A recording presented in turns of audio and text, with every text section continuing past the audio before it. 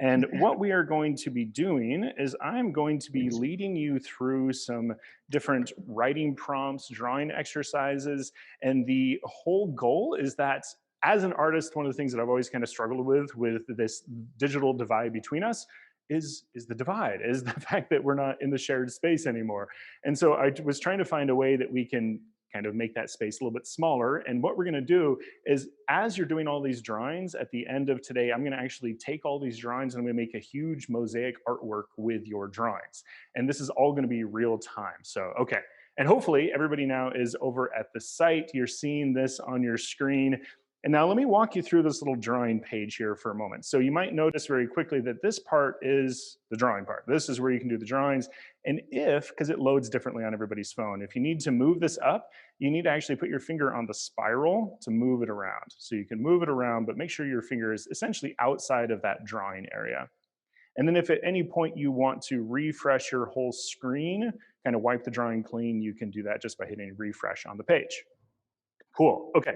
And so now what I want you to do, and we're gonna kind of start with an easy prompt because I think it's a nice way to get us all into the space here, is I just want you to write your name.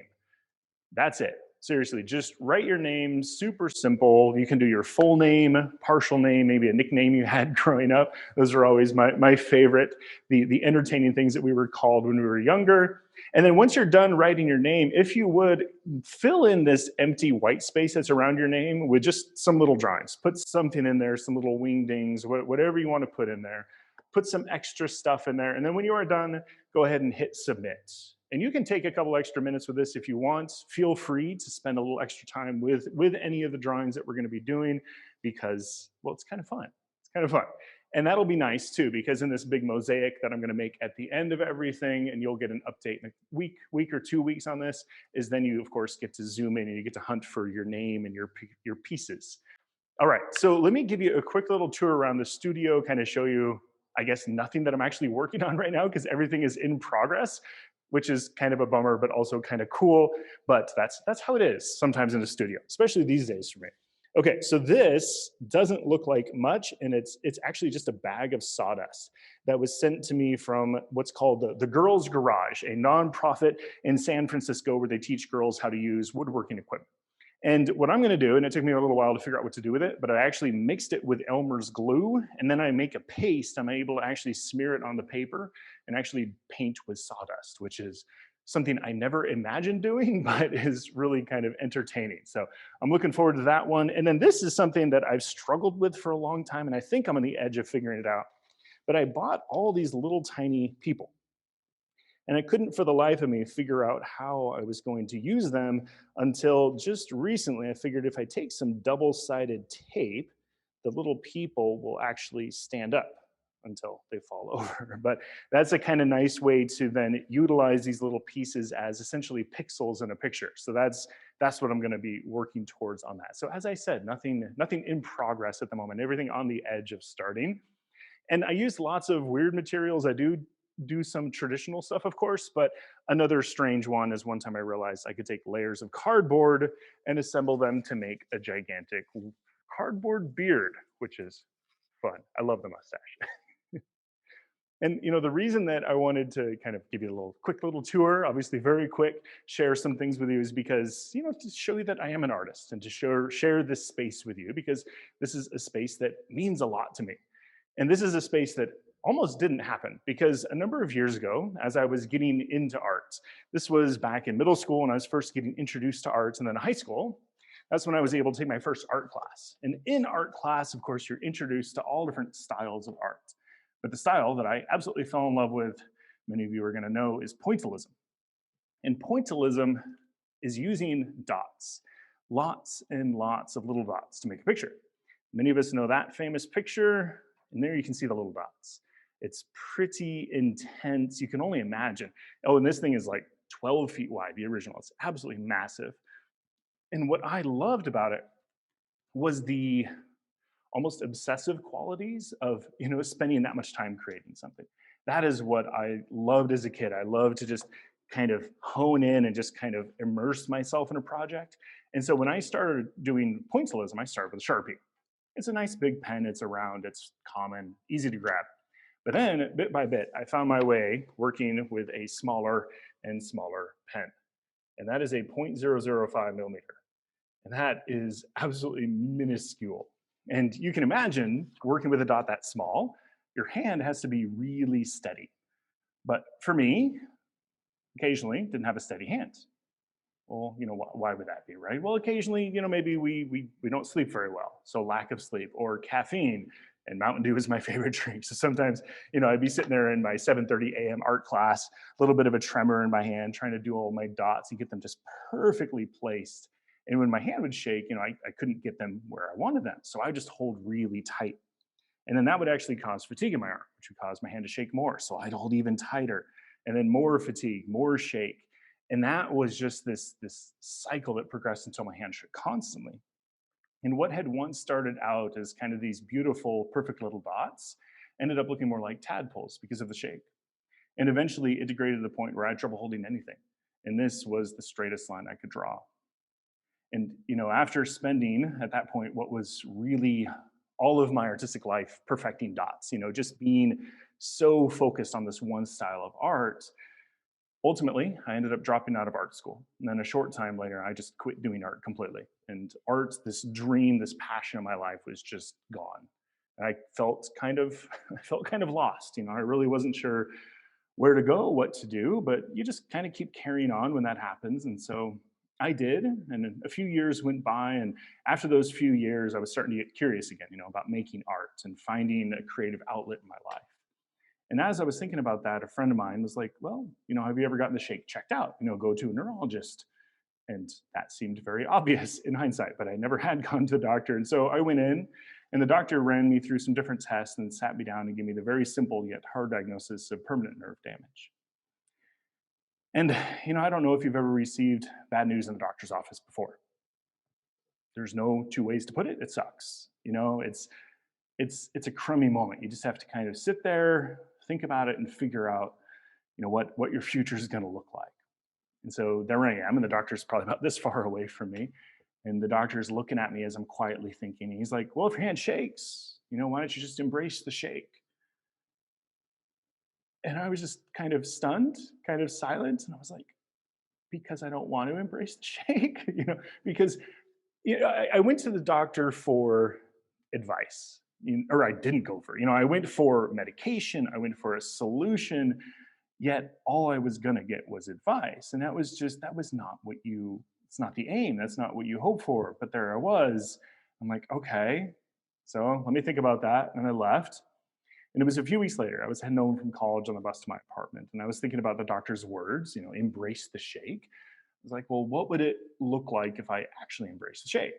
So that day when I got home, I put a piece of paper on the wall, I grabbed a pencil, and I just started letting my hand shake, and I started making a bunch of scribble pictures. And even though this wasn't the kind of art that I was, ultimately passionate about, it really felt nice to be creating again. And so I began looking for other ways that I could take an image and essentially break it apart into little pieces, because that's what I found I just love so much about pointillism, was the small pieces making something bigger. I was like, I love that. So how can I look for that?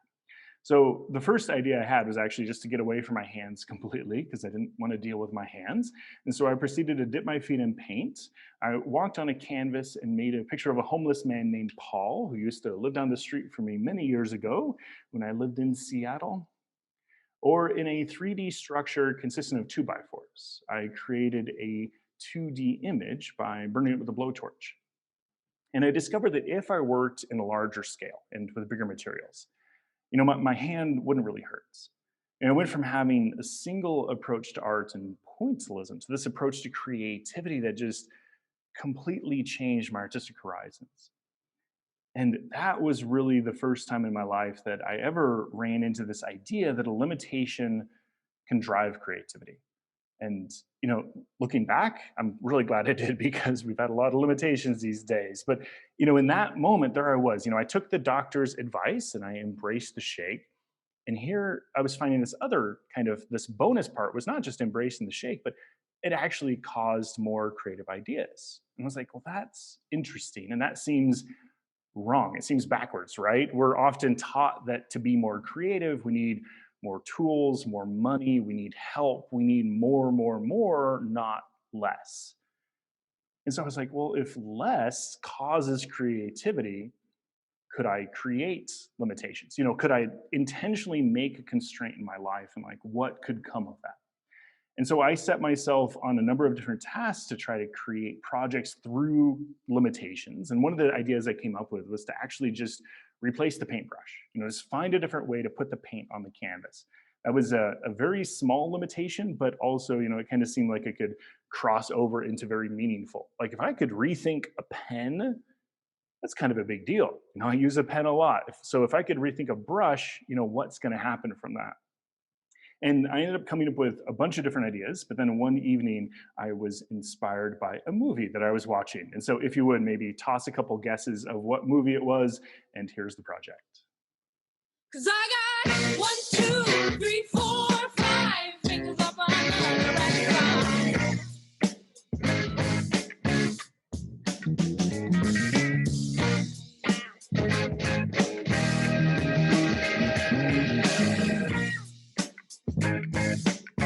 The record can keep spinning off the track, but the same song keeps playing back. She lights a black to smoke in the bath. So that is, of course, Bruce Lee in the movie that I was watching was Enter the Dragon. And that was one of those weird ideas that you have in the middle of the night that was just, it was super cool to have the idea come to life. And it was one of those things that you think about in the middle of the night, but you don't think is going to come true. And then when it does, you're just like, holy moly, there it is. But then it was this confirmation, right? Here was a limitation I set for myself. And I came up with an idea that I really couldn't have imagined, honestly, before. So it's like, okay, well, what's the next step? What would be the ultimate limitation? That was kind of where I set my sights. So it's like, let me think about, the biggest constraint I could imagine, which for me very quickly turned out to be the idea I had was to destroy all of my art. Because I like to preserve things. I like to keep things very clean and precise. And the idea of not having my artwork seemed very constraining, because what would I have? What would I show people? All that kind of stuff. And how would it affect my art, my creation experience? And it took me a little while to figure out what to do with that idea, but eventually it turned into a year-long project that I called Goodbye Art, where the idea was that each and every piece of art had to be destroyed after its creation. In the beginning of Goodbye Art, I focused on forced destruction, like this image of Jimi Hendrix coming together. This is made with over 7,000 matches, and this is the real sound of this thing burning.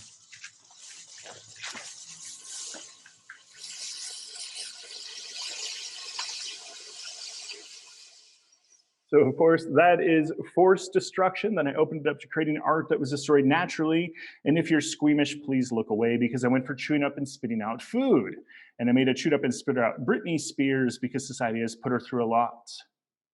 Or just using sidewalk chalk and drawing stick figures, tens of thousands of stick figures. This whole picture is like 60 feet wide. It's absolutely massive. Or on a very, very cold Minnesota winter night, I took wine outside to freeze, and then I brought the wine back inside and I let it thaw. And that is just red and white wine. So the last iteration of destruction was to try to produce something that didn't actually exist in the first place. So what I did is I organized a bunch of candles on a table, I lit them, and then I blew them out. Then I just repeated that process, over and over and over with that same set of candles. And then I assembled all those little bits of video into this larger image. So, this end image was never visible as a physical whole. It was actually destroyed before it ever existed. And as I was in that process, making an artwork and destroying it initially, I thought I was going to be emotionally destroyed by that process, but it actually made me feel more free and open. And I ended up coming up with more ideas than ever, because what happens? You make a picture, you have it on the surface in front of you, and you throw it away. And you feel sad for that thing that's gone. You're bummed. But at the same time, here's a blank canvas. I'm free to create again. And so it's kind of this wonderful, interesting place to be. And so this idea that the doctor kind of set into my head, embrace the shake, and then from there, limitations driving creativity, That attitude, that spirit has really been brought forward with me now. And I've done this kind of an experience for myself over and over and over, setting limitations, embracing them, trying to find art, but then doing that in the other aspects of life as well. What sort of a constraint and obstacle am I up against? And what can I do? How can I get creative with it? And so what I want you to think about, and hopefully, of course, as somebody sharing a story, we're always hopeful that, people are thinking about their own lives and kind of applying the idea. And so I wonder right now if there's a challenge or a constraint or a limitation that's at top of mind.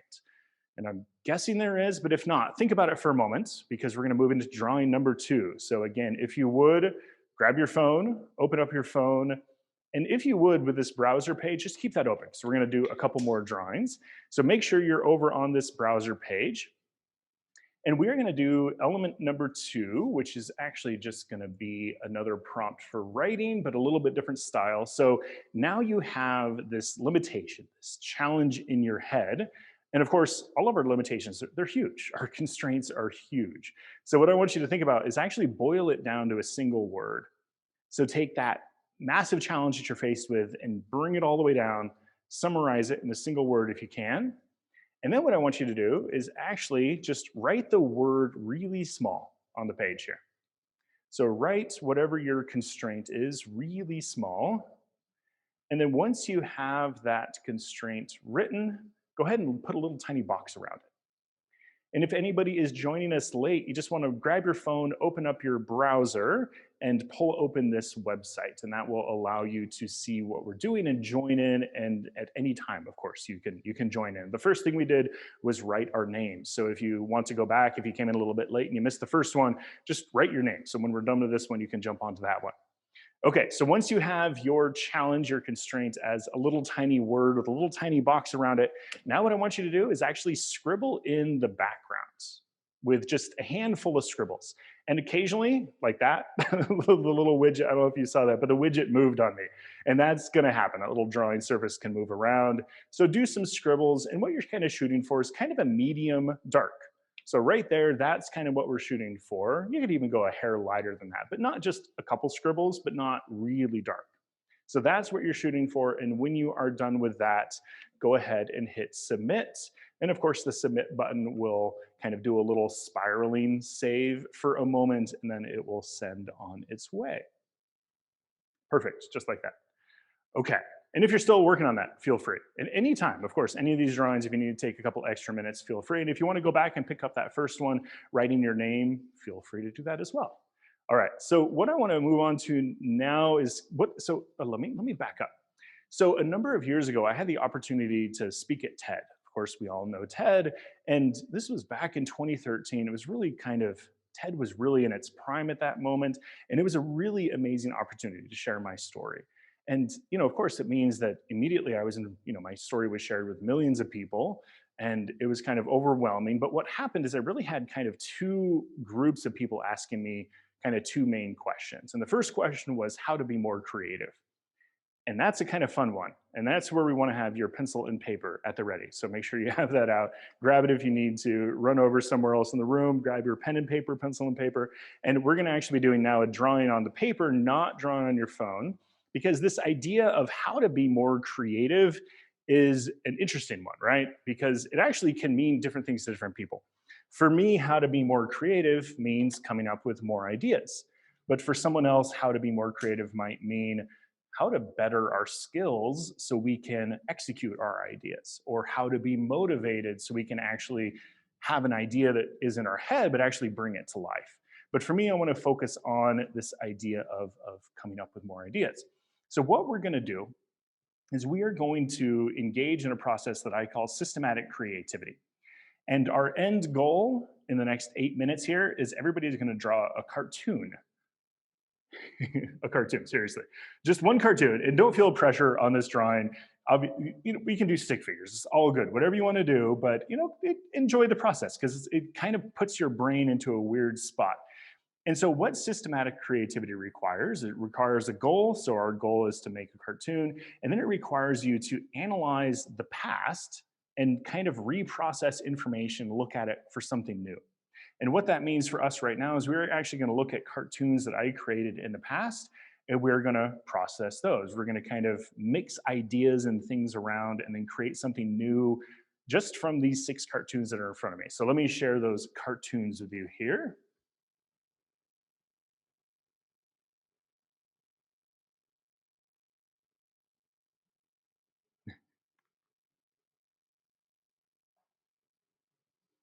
I love the cow chasing the farmer.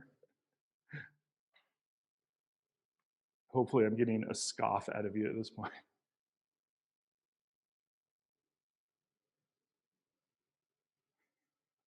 Nice. Okay, so those are the 6 cartoons. And then what you do in this process to essentially analyze what we have in front of us, as you can see here, I have a piece of paper that has subject, action, location, and bonus item written on it. And what I did, and I've already started this process, or finished it rather, is I've actually written down everything that we have in front of us.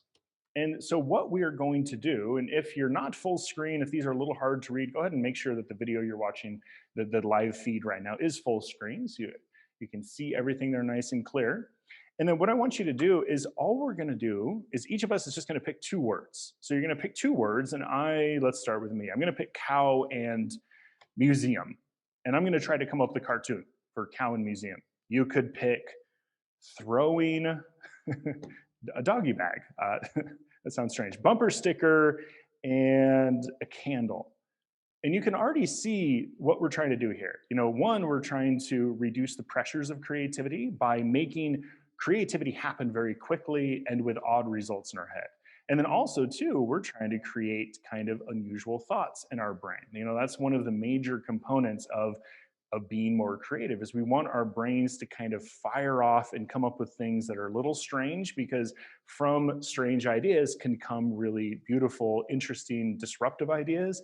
And also it just gets you moving. That's a nice thing too. So I am going to turn on 5 minutes of music. Seriously, 5 minutes of music.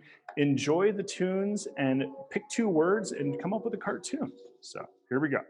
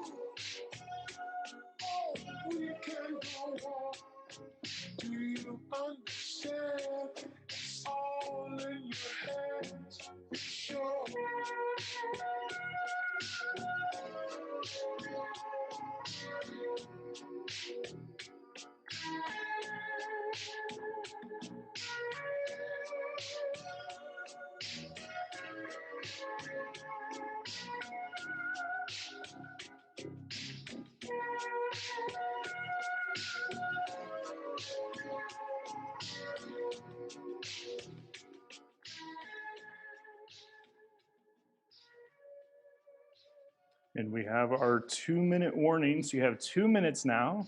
If you need to hurry along, you can. But if you want to take your time, feel free.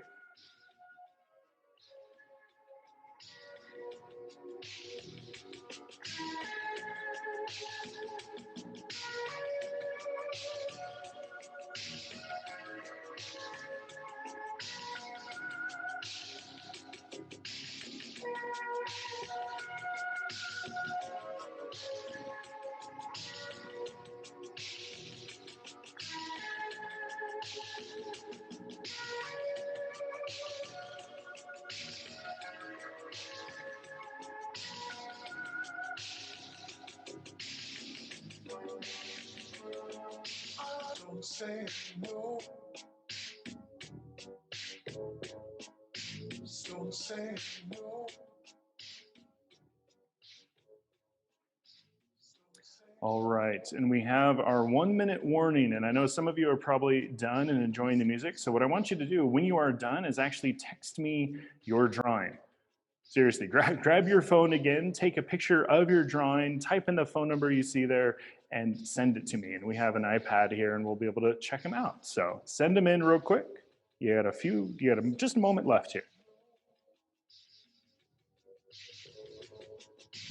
Don't say no.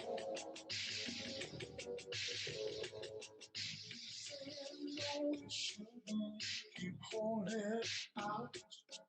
You don't let go.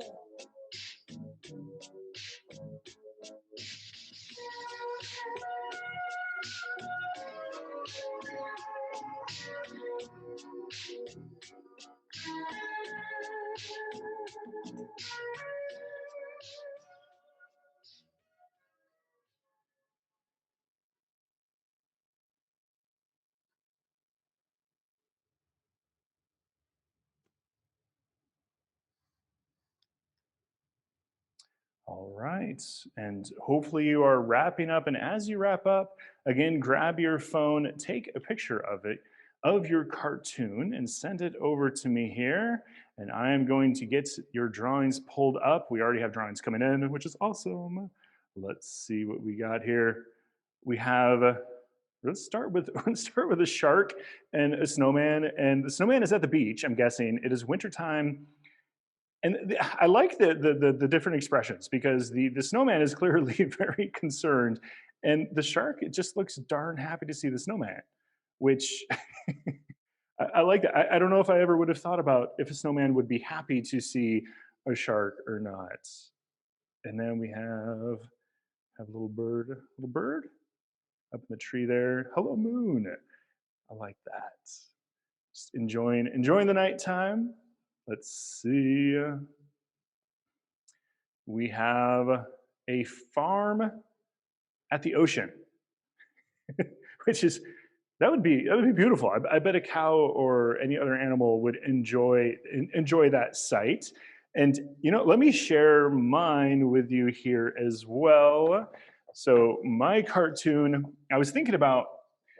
I think it was in Chicago, so we're going with a Chicago connection here, is there was a cow, I think it was the farmer that had the cow was O'Leary, and the cow that knocked over the lantern that burned down Chicago, like in the early 1900s. And so here we have a cow museum, and the kid is very excited to see Bessie O'Leary. I called the cow Bessie because, of course, Bessie started the rebellion that took out Chicago. So you can see very quickly here, this is kind of a fun way to get your mind moving. It's a fun way to think about a challenge, to contextualize, any sort of a constraint or obstacle that we're up against. But this isn't just about, yes, being a cartoonist. You can think about the limitation that you just wrote down a couple minutes ago. What's a different way that you could take that limitation and begin to kind of find the categories, find the past, find the present, find the future of it, and try to contextualize different possibilities. And then to start to connect those different possibilities. Because when you do that, you're starting to get your mind to work more freely, more creatively. And when you start to break categories and move things around, really interesting ideas happen. And so, I think that the main takeaway for us here, the three things that we want to be thinking about is that, this is the main goal is to think differently, to get your mind seeing ideas and possibilities in a little different way than maybe you had before. You want to be generating more ideas. And this isn't about generating great ideas. This is about generating lots of ideas, because that, again, reduces the pressure of creativity. That opens ourselves up to more ideas, which is super important just to keep our brains moving. And then, of course, you may discover a disruptive idea, which is totally cool. And even if it's just a disruptive idea for ourselves, breaking ourselves out of a rut, finding a place where we feel stuck, and then thinking differently about it and getting ourselves there. And something that I like to think about periodically when I run into different quotes from different artists, which of course I do oftentimes, is I like to think about I like to re-engage with quotes because sometimes a quote that didn't mean a whole lot to me at one point in my life, all of a sudden can mean a whole lot more. And so the one I want to share with you is actually from Aretha Franklin, which Aretha Franklin might seem a little removed from systematic creativity and cartooning, but she said, sometimes what you're looking for is already there. And I like that. Initially, I think when I ran into this quote, I was kind of like, sometimes what you're looking for is already there. Like, okay. But then as I thought about it more, I was like, wait, that is this process. That is systematic creativity. And the extra little element that she throws in here that I was just overlooking completely is that she's saying what we have in front of us, that is where the answer is. Again, it's not looking outside of ourselves for help. It's not looking for external resources. What we're looking for, it's here in front of us. It is within our own internal resources, our creativity, our adaptability, our resilience, agility. Those are the things that we need to be paying attention to when we're trying to be creative. And again, not looking on the outside for solutions, which I love that idea. It kind of brings everything home a little bit. So again, this process isn't just about coming up with a cartoon idea. This is about getting yourself into a different zone, being able to kind of push yourself and think of things in different ways, which obviously we all have to do a lot these days, kind of nudge ourselves and try to get our juices flowing in a certain sense. Okay, so I want you to, again, pull open your phone. We're gonna move on to drawing number 3. And we are gonna do an actual drawing this time, but with a little extra steps in it. And the first part of it, as you're opening your phone, punching in your code, pulling open the website, as you're doing that, what I want you to think about is something that you can't live without. That's a nice idea, right? That's a nice thing to think about. We talked about limitations a minute ago. So now what I want you to think about is something that you gotta have in your life. And this could be maybe a favorite sport, maybe a hobby. This could be a favorite food, maybe if there's a food you haven't had in a while. I think with as much quarantining as many of us have been doing, that here's an opportunity to think about something that you've been missing, that you gotta have in your life. And then what we're gonna do is we're gonna do this in kind of a 2-step process. And the first step is I want you to actually click on the button down here that apparently I can't move my mouse in the right way. Well, I'm gonna point at it then. So click on this button down here, which is kind of the big brush. That's what we're gonna be just shooting for. And then after you click on the big brush, just like that, now what we want to do is actually fill in this entire screen completely black. So we're just gonna black out this white screen. So go wild with it here for a moment. Your finger might slip off of the little drawing pad once in a while, and it might move on you, so you have to readjust. But just scribble in completely black. And again, as you're doing this, think about the thing you can't live without, the thing that you gotta have in your life. So scribble, scribble, scribble. It takes a little time. That's actually it's a good sized little drawing screen.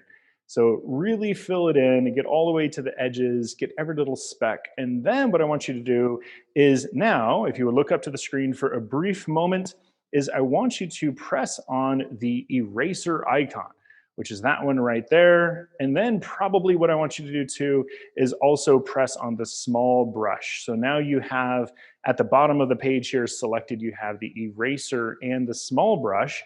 And now what you're gonna do is actually just erase your drawing. So you're gonna make your drawing in this black space, but with the eraser. So you're gonna draw your drawing, but inverted almost. So draw the thing you can't live without. And I'm not gonna wait for this to finish. I'm gonna kind of jump into the next thing. So I wanna talk about the other big question that people ask me after TED. So keep drawing though. Listen as you're drawing, enjoy kind of doodling in a certain sense as you're drawing. And when you are done, hit submit and share it with me. But so the other thing, I mentioned that there were kind of 2 big audiences, right? So I had a lot of people that were more into the art side of things who asked me how to be more creative. And then I had a lot of people kind of just thinking about, life and generalities, like how can we overcome limitations? How can we take the challenges in front of us and get creative with it? And that was an interesting one to think about because, I didn't have an answer.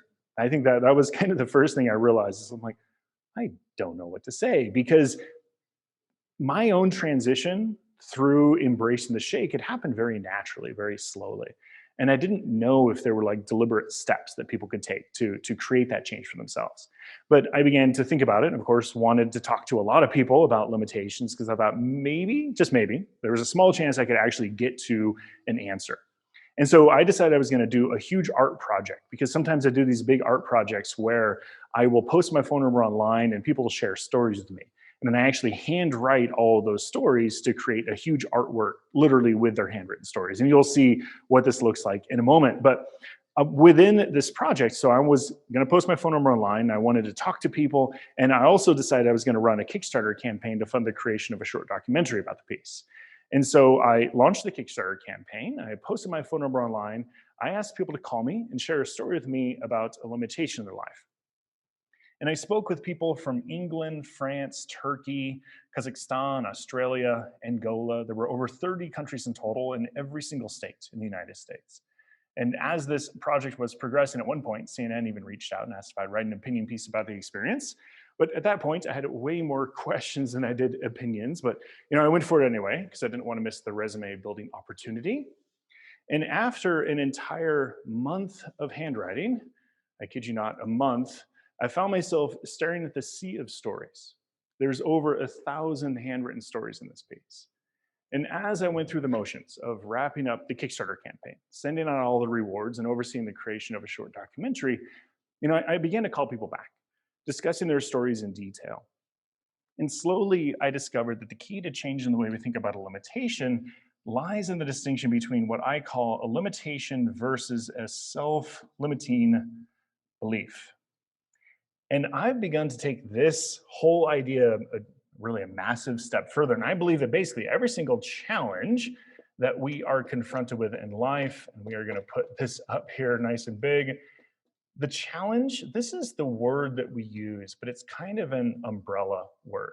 Underneath it are a couple things, and you can see real quick and easy what those two things are. That is the limitation and the self-limiting belief. And these two things combined create the challenge. And you can see this play out really easy on a small team, as I'm sure many of you have been on a small team. If you're not in the moment, so you can imagine one in the past. And what happens is we have 4 people here, okay? They are working together and they are heading towards a common goal. So there we go. There's the 4 people, they're on a path. This is normal, right? This happens all the time to us at work. We're set on a task, we head towards the goal with our group of people. And then there's another task and another goal, and you keep going and going and going. But what happens occasionally, and probably a fair amount for most of us recently, is all of a sudden, there's a new challenge imposed on us. And that's what that little blob is. That's the challenge. These people have just run into the challenge on their way to the goal. But what happens here is you might have some people hit the challenge and they just get stuck. They're stuck. They don't know how to get out of it. They just feel confined. They're kind of in a loop. They don't know how to see past this new challenge. But other people, they just jump around. They don't even see the challenge. They're just, well, that's not a big deal. And then other people hit it and they bounce and they bounce and they bounce, and eventually they find their way around. And this place right here, I find really interesting, because it's in that place where we have multiple people in the same situation, but they're having a completely different experience. And that different experience, that variation that we see time and time again, when we're working with the people around us and we hit a new challenge, a new obstacle, the reason that there's so much variation all comes back to these self-limiting beliefs. Because all of us, we have a belief system in our lives that helps us navigate life, helps us understand life, how to move forward, how to make good decisions from bad decisions. But sometimes the belief system, you can think of this also as assumptions, just your perspective. But I feel like beliefs is a powerful word. Our beliefs are powerful. It's hard to shift those big things in life. And what happens is sometimes our beliefs can get in the way. And when they get in the way and they're tied to a constraint, all of a sudden that creates a massive challenge.